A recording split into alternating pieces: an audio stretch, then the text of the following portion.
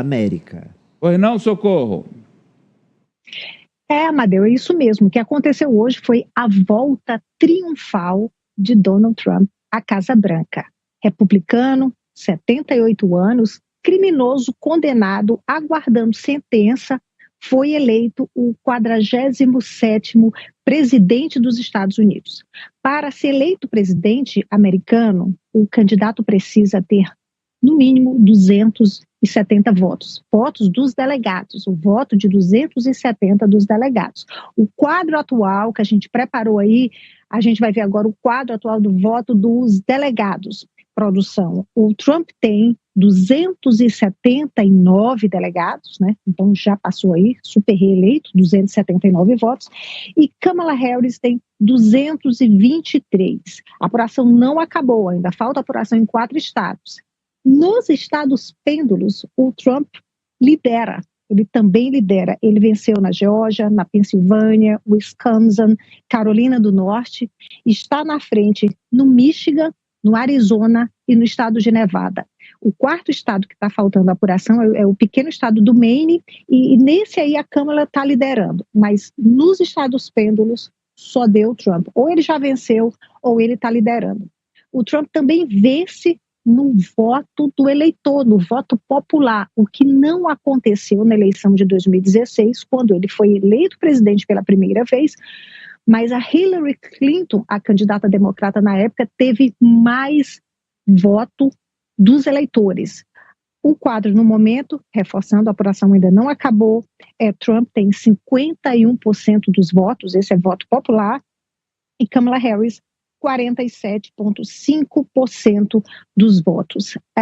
Os republicanos também aí conquistaram o Senado, conquistam maioria no Senado, e quase certo, estão aí na frente para ter também a maioria na Câmara dos Representantes. Então vai ser republicano do Senado, na Câmara dos Representantes e na presidência do país, possivelmente. A gente vê aí o presidente, eu acho que esse é o discurso de hoje, produção, pois é, ele fez esse discurso da vitória direto de West Palm Beach, onde ele mora, na Flórida. O Trump fez um discurso já de madrugada, e nesse discurso que a gente vai ver agora uns trechos, ele prometeu uma nova era de ouro na América, diz que vai ajudar o país a se curar, não vai fazer guerra, como disseram, mas vai parar guerras, e diz também que é hora de deixar as divisões dos últimos 4 anos para trás. Vamos acompanhar aí os trechos do discurso de vitória de Trump. É hora de deixar as divisões dos últimos 4 anos para trás. É hora de nos unirmos e vamos tentar. Vamos tentar, temos que tentar, e isso vai acontecer.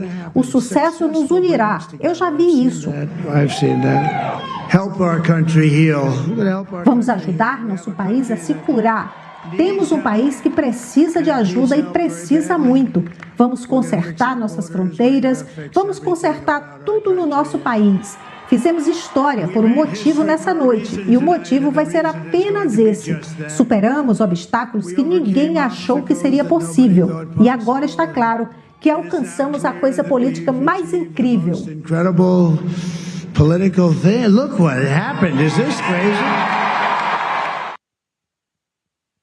Foi um discurso bem Trump, né? Como não poderia deixar de ser. Bem no palco, como a gente vê aí, toda a família Trump, todos os filhos do Trump, netos do Trump, a primeira-dama, Melania, que volta à Casa Branca. Trump beijou a esposa, ela até sorriu para ele, agradeceu o apoio da esposa, falou da sogra que já morreu, falou do sogro que estava aí no palco junto com o filho mais novo, o Barron, também agradeceu assessores, citou o bilionário Elon Musk, lembrando que o Trump prometeu que, se eleito, ele daria um departamento, que é como um ministério no Brasil, seria o Ministério da Eficiência, que ficaria a cargo, o Trump prometeu, vamos ver se ele vai cumprir, do bilionário Elon Musk. E esse departamento, ou esse ministério, seria para combater a burocracia nos Estados Unidos.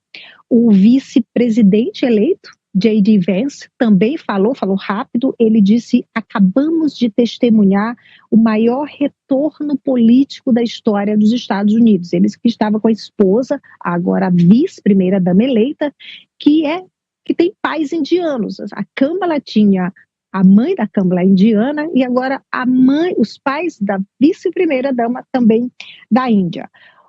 E Kamala Harris, o que acontece agora? Bem, a Kamala Harris, ela deve falar daqui a pouco, no final da tarde, por volta aí a partir das 5 horas, 6 horas da tarde, horário de Brasília, ela vai fazer aquele discurso, né, de aceitando a derrota.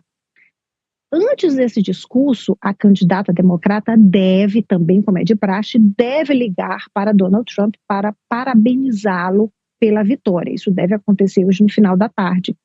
O presidente Biden, presidente atual Joe Biden, também deve ligar para o presidente eleito Donald Trump para parabenizá-lo e vai também falar hoje, vai falar com os repórteres direto da Casa Branca também no final da tarde. E o que acontece agora com o Trump? Bem, foi eleito, agora ele vai ter que ser a votação dos delegados, né, do colégio eleitoral, essa votação que vai formalizar. O deputado vota de acordo com como votaram os eleitores de cada estado. Né? O estado da Califórnia é democrata, eles votam com um democrata. E é assim que acontece a eleição dos Estados Unidos. Então, essa votação dos delegados para formalizar a vitória de Donald Trump acontece no dia 17 de dezembro. No começo de janeiro, é aquela cerimônia no Congresso americano que eles vão, uma espécie de contabilizar os votos e vão certificar o Donald Trump como candidato eleito. A gente lembra da última certificação, que aconteceu no dia 8 de janeiro de 2020, que foi a invasão do Capitólio. E no dia 20 de janeiro é o dia da posse, é o dia em que Donald Trump volta oficialmente à Casa Branca. Amadeu. Vamos lá. Quando a gente tiver a Ranieri, a gente vai projetar os desdobramentos para o Brasil, ok? Então, nesse primeiro momento, eu quero aqui dos meus analistas o significado dessa vitória do Trump no planeta e, assim, como ficam os Estados Unidos. Aliás, eu queria fazer uma pergunta para você, Socorro, antes de passar para os analistas. Primeiro, o Trump é presidente, ele tem o comando da Suprema Corte, correto? Uhum. Porque ele tem Sim. 6 dos 9 ministros alinhados a ele, que lá não são ministros, são juízes. E ele tem o comando do Senado, correto? Republicanos. Uhum. E a Câmara? Isso. Está na frente, pode levar também. Pode levar a Câmara também. Então, eu quero começar daí, professor. Isso pode encorajá-lo a uma aventura autocrática? Acho difícil, viu? Porque, claro que ele vai ter uma maioria no parlamento, tanto tudo indica na Câmara dos Representantes como no Senado, né? E no Senado eram os democratas, agora ele volta a ter o controle do Executivo e a Suprema Corte. Ele foi hábil e os republicanos em designarem, quando tiveram condições, ministros da confiança deles. Então, 6-3. Agora, eu acho que também existem certos limites institucionais que não vão ser ultrapassados, né? Claro, ele pode até desejar, mas vai ser muito difícil ultrapassá-los. Agora, a possibilidade de conflitos políticos, ideológicos e até institucionais nos próximos 4 anos, a partir do ano que vem, é grande. Agora, vamos ver como é que ele vai levar isso. Tem de ser reconhecido que democracia, sim, quem ganha, leva. Ele ganhou nos votos populares e ganhou no colégio eleitoral. Cabe perguntar se a gestão do Biden conseguiu dar conta das questões que ele tinha prometido 4 anos atrás, quando concorreu à presidência da República. E lembrar que a Kamala Harris, como vice-presidente, ela teve uma passagem muito pálida como vice-presidente. E os democratas têm dificuldade de renovação também das suas elites dirigentes, né? Então, a democracia, assim, lembrar que em Atenas também era assim, tinha os tiranos que distribuíam trigo de graça ao povo e eram eleitos, né? A gente tem sempre que reconhecer, quando a gente faz uma análise racional, que ele conseguiu, o Trump, ler a conjuntura muito melhor do que os democratas. Controla o Partido Republicano, que virou seu, né? Por incrível que pareça, mas acabou acontecendo, e conseguiu colocar o dedo nas feridas que o eleitor está preocupado. Não só a questão da inflação de preços, como a questão da imigração. Como ele vai colocar isso em prática? Bem, aí veremos. Apoliano, o fato de ter sido a adversária do Trump uma mulher influenciou nessa vitória inesperada pela quantidade de votos e também do número no colégio eleitoral? Amadeu, influenciou de certa forma, mas a gente sempre até, às vezes, brincava aqui, comentava, mas lá no começo a gente sempre falava, Trump já é presidente dos Estados Unidos na Austrália, né? Essa vitória sempre foi projetada desde o começo desse processo. O trabalho que a Câmara tinha era de tentar diminuir pelo menos essa vantagem, e ela conseguiu chegar, pelo menos dentro das pesquisas, ali de igual para igual. No abrir das urnas, a gente viu que a vantagem foi ainda maior do que se esperava, fora da margem de erro das pesquisas. Então, a gente teve esse erro também lá nos Estados Unidos, mas Trump já era vitorioso. A tarefa da Câmara era difícil, né? E aí você perguntou sobre a projeção do mundo. Não, né? eu perguntei pelo fato dela ser uma mulher, e a Hillary também. Isso no imaginário americano é muito forte. É muito forte. Aqui no Brasil também mas lá é mais. De entregar o poder a uma mulher. Vamos. Que eles falam lá. Eu conheço gente que mora nos Estados Unidos e eles comentam lá o seguinte: vai botar uma mulher para discutir com Putin, vai botar uma mulher para debater com o Xi Jinping, vai botar. Entendeu? Isso está no imaginário deles. Eu concordo com você, mas eu não considero que, nesse caso, tenha sido determinante. Ok. Sobre a questão de impacto no mundo, acho que a gente tem só algumas questões para pontuar, porque o Trump não é um político a favor, por exemplo, de políticas de renovação da matriz energética. Pelo contrário, a gente vai ter um presidente que vai incentivar a maior exploração de petróleo. E eu queria chamar a atenção sobre essa questão do Robert Kennedy Jr., né? Que é um político que, segundo o Trump, vai ter um cargo na saúde e é um político anti-vacina. É um político que não tem um histórico muito bacana. Ele chegou a disputar, a pontuar nas pesquisas, aderiu ao Trump. Então, é mais um problema para a saúde nos Estados Unidos, caso ele seja, de fato, confirmado num cargo na saúde, né? Negacionistas de volta lá nos Estados Unidos. Agora, Ari, do ponto de vista das guerras, imagino que lá no Oriente Médio não muda nada, porque Trump vai continuar com apoio integral, até maior, a Israel. Agora é ruim para o Zelensky, né? Muito ruim, porque o Donald Trump tem uma sintonia fina com o Vladimir Putin, não apenas isso. No primeiro mandato, ele foi ajudado por Vladimir Putin através de tecnologia de divulgação de fake news e disparos em massa. Enfim, houve ali uma guerra contra a então candidata Hillary Clinton, e Putin é um aliado, por incrível que pareça, mas Putin é um aliado de Donald Trump e vice-versa. Agora, a Poliana falou, olha, era previsível. Nós mesmos aqui, realmente, a Poliana, várias vezes dissemos que ele era, mas a gente não imaginava, que fosse estar tudo dominado do jeito que está, porque Câmara, Senado, já tinha Suprema Corte, voto popular. Ele ampliou a margem entre negros e latinos. Negros, jovens, homens negros, ele ampliou em Nova York.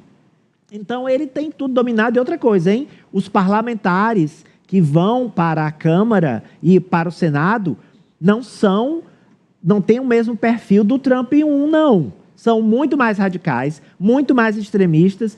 E, na verdade, ele sequestrou o partido. São representantes.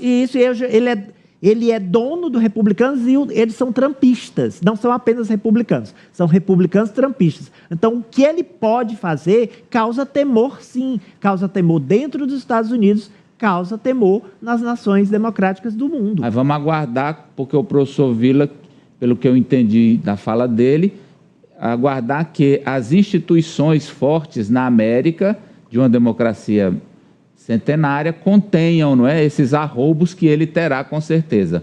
Marta, fecha para nós. Amadeu, eu só queria dizer que não se trata de um governo comum, né? Não se trata de algo comum na história da política dos Estados Unidos. Como a Socorro falou, Trump agora vem muito mais empoderado, e como todos os colegas aqui comentaram, não só pelos apoios que ele tem nas casas legislativas, mas também pelo respaldo que ele tem da própria população, dos próprios eleitores. Todos os discursos dele, por mais absurdos que a gente possa avaliar, foram respaldados, tiveram o apoio da população que votou majoritariamente nele. Então, é um governo que tem que ser avaliado e tem que ser monitorado a todo momento. Ele também, durante a própria campanha, dizia que queria, caso ganhasse, se vingar dos opositores. Um discurso bem preocupante, né? Não é diferente do que ele sempre coloca a público, mas que agora, nesse momento, na posição em que ele ocupa novamente e com o respaldo que ele ganha, é muito preocupante e de se avaliar com muito rigor, Amadeu. Ô, Socorro, só para fechar, ele é o presidente mais velho, não é? Será o presidente mais velho quando deixar o mandato, né? É o mais velho, de 78 anos, vai terminar aí com 82. O mais velho da história, Amadeu. E eu acho que a Câmara perdeu por ser mulher. Olha aí, ó, a Socorro tá batendo aqui com as minhas ideias. Como o Ari lembrou aí, ela perdeu o voto de latinos. Os latinos não queriam, e os homens não queriam votar na Câmara, inclusive os homens negros. Nas últimas semanas, a gente viu e a gente mostrou aqui o empenho do ex-presidente Barack Obama se dirigindo diretamente para os homens negros, que não queriam, palavras que saíram da boca do ex-presidente Barack Obama. Os homens, os negros, não querem votar na Câmara, não confiam em uma mulher para dirigir o país. O Barack Obama focou bastante nessa campanha, nesse setor, para conseguir o voto desses eleitores que, infelizmente, não foi bem sucedido. Professor, feche para nós essa questão de gênero aí. Tem de lembrar que, quando ela foi designada candidata, houve uma reversão nas pesquisas, ela passou a liderar, né? E o Biden estava perdendo do Trump, né? Então, acho que, claro, isso tem alguma influência, mas na minha leitura, respeitando a todas as outras, não é o elemento determinante. Ela é uma candidata com limitações, foi uma vice-presidente, como eu disse, muito pálida, e a grande questão é que os democratas também, hoje, estão um partido bastante enfraquecido, e o Trump constrói as fake news, tudo bem, tem essa linguagem radical, que nós sabemos, não é de hoje, né? E conseguiu ler melhor a conjuntura, e ganhou em tudo, ganhou nos votos populares e ganhou no colégio eleitoral. Então, acho que agora é fazer um reconhecimento, né, do que é que aconteceu, e os democratas vão ter que perder a maioria que tinha no Senado, vão ter que trabalhar muito para conter os encaminhamentos, certamente, alguns deles autoritários, por parte do Trump. E vão ver como é que as instituições respondem. Agora, eu não acho que foi o elemento determinante. Eu acho que ela foi a candidata, porque não havia outra, hein? Quando viram que o Biden não dava, que o Biden estava um horror, ela era vice-presidente, falou, vai à Câmara. Mas não havia um terceiro, a possibilidade de achar um outro candidato. Então, é a conjuntura que o país vive. Em outros momentos também, teve momentos difíceis da história americana, eles acabaram encontrando alguma solução melhor. Vamos aguardar também, né? Obrigado, Socorro. Sampaio. Amadeu, só lembrando que o presidente Biden agora deve estar... Ufa, escapei dessa derrota, né? Da derrota. Boa tarde. Boa tarde, Brasil. Socorro. Até amanhã. Até amanhã. Olha, nós já temos 1h da